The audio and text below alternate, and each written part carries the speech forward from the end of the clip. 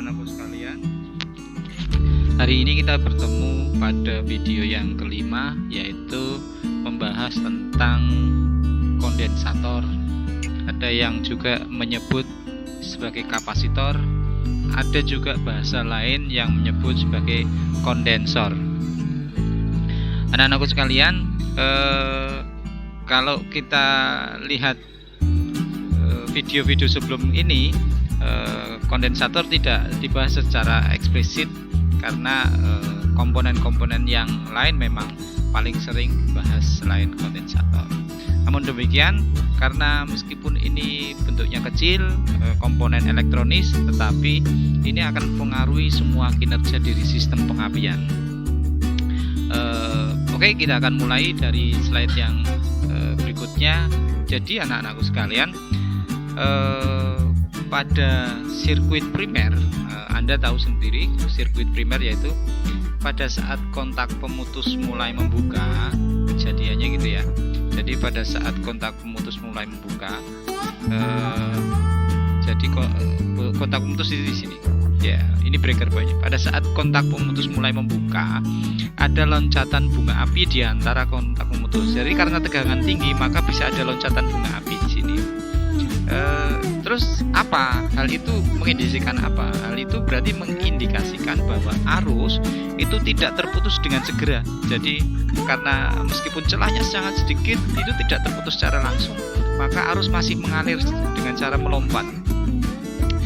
Ketika terjadi lompatan bunga api, maka kontak pemutus di sini akan mengalami keausan karena terbakar sehingga terjadi korosif.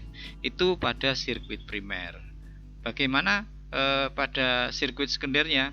Nah, sirkuit sekunder ini Anda bisa lihat ya, bunga api pada busi lemah itu akan mengakibatkan mengapa bunga api pada busi lemah itu karena arus primer tidak terputus dengan segera gitu. Jadi kecepatan pemutusan di arus primer itu akan mempengaruhi medan magnetnya, sehingga medan magnet pada koil tidak jatuh drop ya, itu tidak ngedrop dengan cepat. Padahal kecepatan supaya jatuh tegangan itu mengakibatkan tegangan tingginya nanti jadi bagus. Sehingga ketika tidak cepat memutuskan arus listrik ya, karena arus primer itu tidak terputus dengan cepat, maka induksi atau tegangan induksi ya, tegangan induksi akan jadi rendah ya. Jadi oleh karena itu, jika tanpa kondensator, tanpa kondensor, tanpa kapasitor, maka sistem pengapian tidak berfungsi. Catat ya. Jadi tanpa kondensator, sistem pengapian tidak berfungsi. Oke, selanjutnya, mengapa terjadi bunga api pada kontak saat arus primer putus? Ya, kita akan bahas ya. Mengapa terjadi bunga api pada kontak saat arus primer putus? Ya, kita lihat di sini. Pada gambar ini bisa Anda lihat ya. Pada saat kontak pemutus membuka, arus dalam sirkuit primer diputus, maka terjadi perubahan medan magnet pada inti koil yang mengakibatkan medan magnet jatuh ya. Akibatnya apa? Akibatnya kumparan primer dan kumparan sekunder ya. Oke, induksi pada sirkuit primer disebut induksi diri. Bunga api yang terjadi pada saat memutuskan suatu sirkuit selalu disebabkan karena induksi diri. Ya, saya ulangi lagi. Akibat terjadi induksi pada kumparan primer dan kumparan sekunder. Jadi gini, induksi pada sirkuit primer itu disebut induksi diri. Bunga api yang terjadi pada saat memutuskan suatu sirkuit harus selalu disebabkan karena induksi diri. Jadi kalau induksi dirinya tidak muncul, maka ya bunga apinya tidak akan muncul. Kita lanjutkan ke sifat-sifat induksi diri. Jadi perhatikan pada tabelnya, ada diagram ini ya. Ada diagram ini. Sifat induksi diri seperti ini. Tegangannya bisa melebihi tegangan sumber arus. Ini step up ya, trafo step up. Pada sistem pengapian, tegangannya bisa 300 sampai 400 volt. Tegangannya ya. Arus induksi diri adalah penyebab ya. arus induksi diri adalah penyebab timbulnya bunga api pada kontak pemutus. Arah tegangan induksi diri selalu menghambat perubahan arus primer. Ulangi lagi, arah tegangan induksi diri selalu menghambat perubahan arus primer. Anda perhatikan pada gambar, ya, kontak pemutus tertutup, induksi diri memperlambat, arus primer mencapai maksimum. Ya.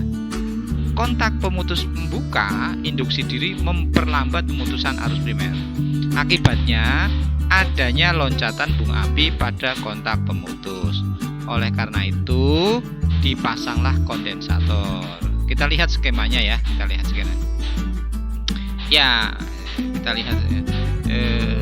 cara kerja pada saat kontak pemutus mulai membuka.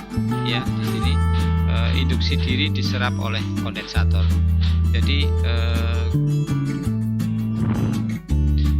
cara kerjanya pada saat kontak pemutus mulai buka, arus induksi diri diserap oleh kondensator.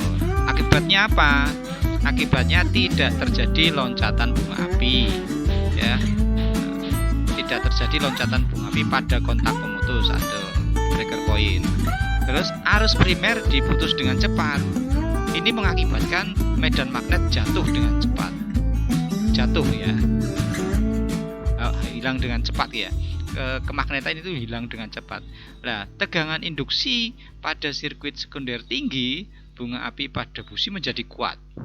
Ya, tegangan induksi tergantung pada kecepatan perubahan kemagnetan. Jadi, tegangan induksi itu sangat bergantung pada kecepatan bagaimana magnet itu berubah dari ada menjadi tidak ada secepat mungkin. Ya, kita lihat bagaimana kok bisa kondensator berperan untuk menyerap arus. Perhatikan slide berikut ini ya. Ini adalah gambar kondensator. Ya, itu kondensator itu terdiri atas isolator dan plat penghantar. Jadi, jika sumber dilepas, elektron-elektron masih tetap tersimpan pada plat kondensator. Ada penyimpanan muatan listrik di situ. Jadi, prinsip kerja kondensator seperti ini. Kondensator terdiri dari dua plat penghantar yang terpisah oleh foil isolator. Lembaran ya, foil itu lembaran. Waktu kedua plat bersinggungan dengan tegangan listrik, yaitu plat negatif, akan terisi elektron-elektron. Oke. Jika sumber tegangan dilepas, elektron-elektron masih tersimpan pada plat kondensator. Ada penyimpanan muatan listriknya. Bagaimana jika kedua penghantar yang terisi muatan listrik tersebut dihubungkan? Ya, kita lihat di slide berikutnya ya.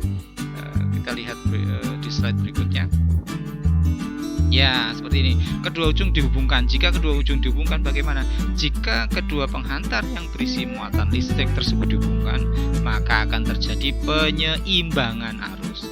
Lampu menyala lalu padam. Jadi kondensator pada sistem pengapian gimana? Kalau itu ada lampu, kalau di kondensator pada sistem pengapian gimana? Pada sistem pengapian konvensional pada mobil ya umumnya menggunakan kondensator model gulung. Digulung. Jadi lembarannya digulung tapi kemasan biasanya berwarna biru.